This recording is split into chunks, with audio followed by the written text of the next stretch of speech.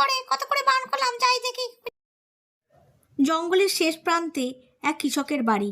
কৃষকের কাছে এক ছাগল ছিল, তার দুটি সন্তান ছিল। ছাগলটা ওখানে খুব সুখ শান্তিতে থাকতো তার সন্তানকে নিয়ে, কিন্তু তার একটাই ভয়। শোনো বাছারা, তোমাদের সাবধান করে দিচ্ছি, ওই জঙ্গলের দিকটা একদম যাবে না, ওটা খুব ভয়ানক জায়গা। ওখানে কত বাঘ থাকে, সিংহ থাকবে, তোমাকে খেয়ে ফেলবে। জানো গিন্নি, জঙ্গলের দিকের ঘাসগুলো ছাগলের খাদ্যের পক্ষে খুবই ভালো। আমিও যাবো ওই ঘাস খেতে। বাচ্চা ছাগলটা জঙ্গলে চলে গেল।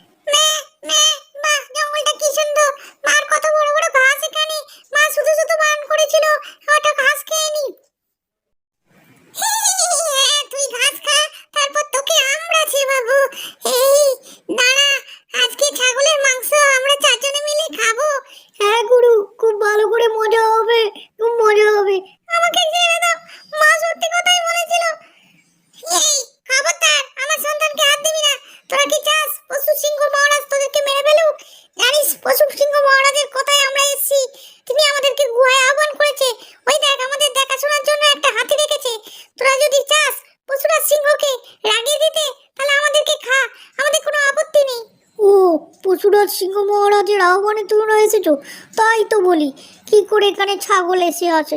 এই চ চ চ পশুরাজ সিংহকে চটিয়ে আপনি বেকার সময় গেল, খুব জোর বেঁচে গেলি রে তোরা। চুপ, একদম কোনো কথা নাই, তাড়াতাড়ি চল এখান থেকে, তাড়াতাড়ি বেরিয়ে চল এই জঙ্গল থেকে। ওরে বাস, দুটো নদর নদর ছাগল, একটা সকালে খাবো আর একটা বিকেলে খাবো। ঠিক আছে, আমাদের খাবেন মহারাজ, কিন্তু আপনার গিন্নি আমাদেরকে স্বয়ং এখানে রেখে গেছে। তিনি যদি জানতে পারেন তাহলে কিন্তু খুব রাগ করবেন। আপনি ভেবে নিন, যদি আপনি আপনার গিন্নিকে না রেখে যেতে চান তাহলে আমাদেরকে একদমই খাবেন না, কারণ উনি আপনাকে একটা চমক দেবে বলে আগে থেকে কিছু বলেনি। তারই আহ্বানে আমরা এই জঙ্গলে এসেছি। উনি আপনাকে আমাদেরকে উপহার দিতে চান। আপনি ভেবে দেখ। ভালোই মিথ্যে কথা বলেছিস।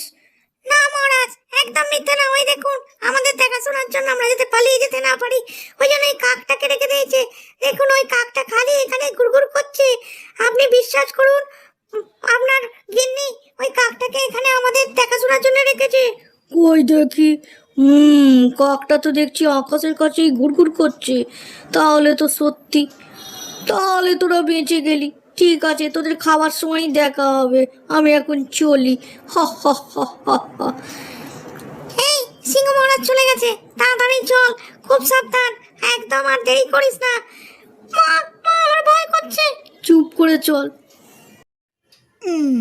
আরে যাচ্ছিস কোথায়? আমার খুব খিদে পেয়েছে, তোদের খেয়ে নি। আমাদেরকে খাবেন সে তো ভালো কথা, কিন্তু আপনার স্বামী পশুরাজ সিংহ আমাদেরকে এখানে রেখে দিয়ে গেছে, বলেছে নিজে স্বয়ং হাতে করে নিয়ে গিয়ে আপনাকে উপহার দেবে আমাদেরকে খাওয়ার জন্য।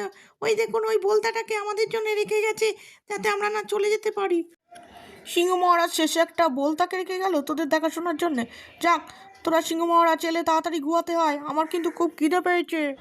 আপনি চিন্তা করবেন না, সিংহ মহারাজ আসলেই আপনি আমাকে খেয়ে ফেলবেন। এরপর সেই চালাক মা ছাগল খুব তাড়াতাড়ি কৃষকের বাড়িতে এসে তবে স্বস্তির নিঃশ্বাস ফেলল।